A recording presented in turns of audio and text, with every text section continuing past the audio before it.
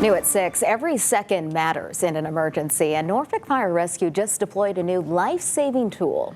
For the first time, they're using whole blood in the field to stabilize patients before they reach the hospital. Ashley Smith has more on what's being called a major step forward in the city's emergency response. When a woman was seriously hurt in a crash 2 weekends ago, Norfolk Fire-Rescue delivered a first for the city. She was presenting with signs and symptoms of being a patient that was in shock. This patient needed whole blood and needed it quickly. Battalion Chief Fred Paquette says that decision likely saved her life.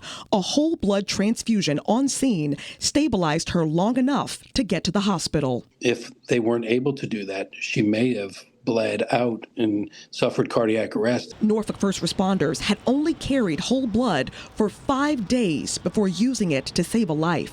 They're now the 5th local emergency team with that capability, thanks to a regional effort by the Tidewater EMS Council. When you lose blood, the only thing that's really going to make the difference is to replace it with blood. Executive Director David Long says the council launched the Whole Blood Initiative in October 2022, and the results are clear. To date, we've actually transfused about 210 people. 74% of those folks have survived their either injury or illness to be discharged from the hospital. But he says there's more work to do. We were looking to have 10 units of whole blood on the street in the Tidewater region. We're currently at 8, so we hope to be able to expand to get those additional 2 units on the street. In Norfolk, 1 safety vehicle currently carries whole blood.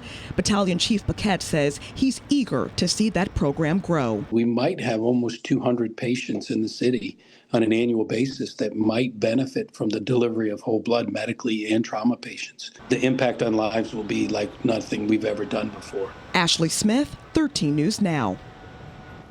Virginia Beach, Chesapeake, Portsmouth, and Suffolk are also using this program.